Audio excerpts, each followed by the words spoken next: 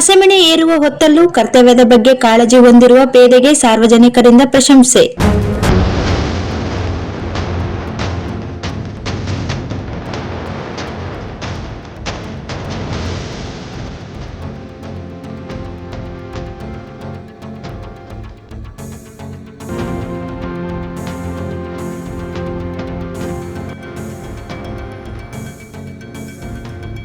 ಇತ್ತೀಚಿನ ಸ್ಪರ್ಧಾತ್ಮಕ ಯುಗದಲ್ಲಿ ಒಂದು ಸರ್ಕಾರಿ ಹುದ್ದೆ ಪಡೆಯಲು ಅನೇಕ ವರ್ಷಗಳ ಕಾಲ ಸತತ ಪ್ರಯತ್ನದಿಂದ ಒಂದು ಹುದ್ದೆಯನ್ನು ಪಡೆಯಬಹುದು. ಆ ಒಂದು ಹುದ್ದೆಯನ್ನು ಪಡೆದ ನಂತರ ಸರ್ಕಾರದ ಕೆಲಸಕ್ಕೆ ಹಾಜರಾದ ನಂತರ ಸರ್ಕಾರಿ ಕಚೇರಿಯ ಮುಂಭಾಗದಲ್ಲಿ ಸರ್ಕಾರದ ಕೆಲಸ ದೇವರ ಕೆಲಸ ಎಂಬ ನಾಮಫಲಕವನ್ನು ನೋಡಲು ಕಾಣಸಿಗುತ್ತದೆ. ಆದರೆ ಅದಕ್ಕೆ ತಕ್ಕಂತೆ ಸರ್ಕಾರಿ ಅಧಿಕಾರಿಗಳು ಕೆಲಸ ನಿರ್ವಹಿಸುವುದು ಬಹಳ ದೂರದ ಸಂಗತಿ ಎಂದು ಸಾರ್ವಜನಿಕ ವಲಯದಲ್ಲಿ ಅನೇಕ ಬಾರಿ ಚರ್ಚೆಗೆ ಗ್ರಾಸವಾಗಿರುವುದು ಕಂಡುಬರುತ್ತದೆ.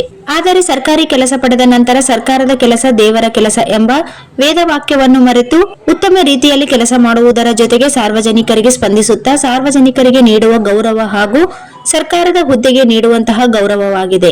ಅದರಂತೆ ರಾಯಚೂರು ಜಿಲ್ಲೆಯ ಲಿಂಗಸಗೂರು ತಾಲೂಕಿನ ಮುದಗಲ್ ಪಟ್ಟಣದ ನಿವಾಸಿಯಾದ ಬಸಮ್ಮ ಗಂಡ ಜ್ಞಾನಪ್ಪ ಎನ್ನುವವರಿಗೆ ಕಿರಿಯ ಮಗನಾದ ಸುರೇಶ್ ಜೆಲ್ಲಿ ಎಂಬುವವರು ಪ್ರಸ್ತುತ ಮಸ್ಕಿ ತಾಲೂಕಿನ ಪೊಲೀಸ್ ಠಾಣೆಯಲ್ಲಿ ಕರ್ತವ್ಯ ನಿರ್ವಹಿಸುತ್ತಿದ್ದು ಕಡು ಬಡತನದಲ್ಲಿ ಜೀವನ ಸಾಗಿಸಿ ಕಳೆದ 10 ವರ್ಷಗಳಿಂದ ಪೊಲೀಸ್ ಇಲಾಖೆಯಲ್ಲಿ ಉತ್ತಮ ರೀತಿಯಲ್ಲಿ ಕರ್ತವ್ಯ ನಿರ್ವಹಿಸುತ್ತಾ ಹಿರಿಯ ಅಧಿಕಾರಿಗಳ ಪ್ರಶಂಸೆಗೆ ಪಾತ್ರರಾಗಿದ್ದಾರೆ. ಮುದಗಲ್ ಪಟ್ಟಣದ ಜೆಲ್ಲಿ ಕುಟುಂಬದ ವಿವಾಹ ಆಮಂತ್ರಣ ಪತ್ರಿಕೆಯಲ್ಲಿ ಸಾರ್ವಜನಿಕರ ಸುರಕ್ಷತೆ ಮತ್ತು ಭದ್ರತೆ ಕುರಿತು ಅರಿವು ಮೂಡಿಸುವ ಮತ್ತು ಕಾನೂನಿನ ಪಾಲನೆಗೆ ಮುಂದಾಗಿರುವ ಪೊಲೀಸ್ ಪೇದೆ ಸುರೇಶ್ ಜೆಲ್ಲಿ ಅವರ ಕಾರ್ಯ ಶ್ಲಾಘನೀಯವಾಗಿದ್ದು ಬೇರೆ ಇಲಾಖೆಯ ಅಧಿಕಾರಿಗಳಿಗೆ ಮಾದರಿಯಾಗಿದ್ದಾರೆ.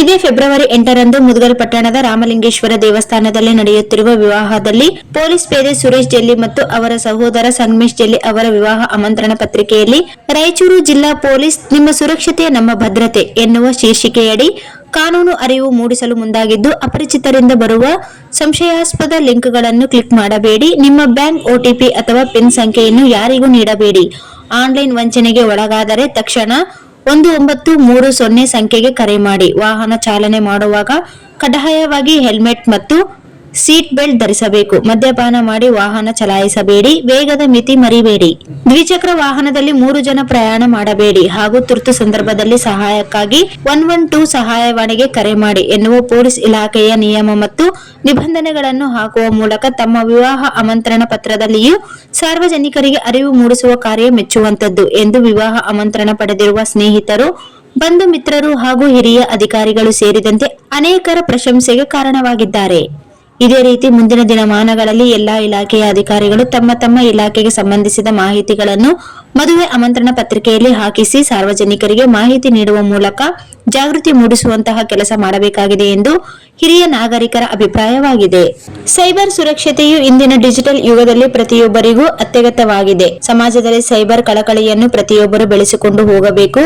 ಒಂದು ವೇಳೆ ನೀವು ಸೈಬರ್ ವಂಚನೆಗೆ ಒಳಗಾದರೆ ತಕ್ಷಣವೇ ಭಾರತ ಸರ್ಕಾರದ ಅಧಿಕೃತ ಸೈಬರ್ ಕ್ರೈಮ್ ಪೋರ್ಟಲ್ ದೂರನ್ನು ದಾಖಲಿಸಿ ಅಥವಾ ಸಹಾಯವಾಣಿ ಸಂಖ್ಯೆ 1930ಗೆ ಕರೆ ಮಾಡಿ ಹಾಗೂ ರಸ್ತೆ ಸುರಕ್ಷತೆಯು ಪ್ರತಿಯೊಬ್ಬ ನಾಗರಿಕನ ಜವಾಬ್ದಾರಿಯಾಗಿದೆ. ರಸ್ತೆ ಅಪಘಾತಗಳನ್ನು ತಡೆಗಟ್ಟಲು ಮತ್ತು ಸುರಕ್ಷಿತ ಪ್ರಯಾಣಕ್ಕಾಗಿ ಮುಂಜಾಗ್ರತಾ ನಿಯಮಗಳನ್ನು ಪಾಲಿಸುವುದು ಅತ್ಯಗತ್ಯ. ನಿಮ್ಮ ವೇಗಕ್ಕಿಂತ ನಿಮ್ಮ ಜೀವ ಅಮೂಲ್ಯವಾದದ್ದು. ರಸ್ತೆ ಸುರಕ್ಷತೆ ನಿಯಮಗಳನ್ನು ಪಾಲಿಸಿ ಸುರಕ್ಷಿತವಾಗಿರಿ. ಸುರೇಶ್ ಜೆಲ್ಲಿ, ಪೊಲೀಸ್ ಪೇದೆ, ಮಸ್ಕಿ ಪೊಲೀಸ್ ಠಾಣೆ ಅವರು ತಿಳಿಸಿದ್ದಾರೆ.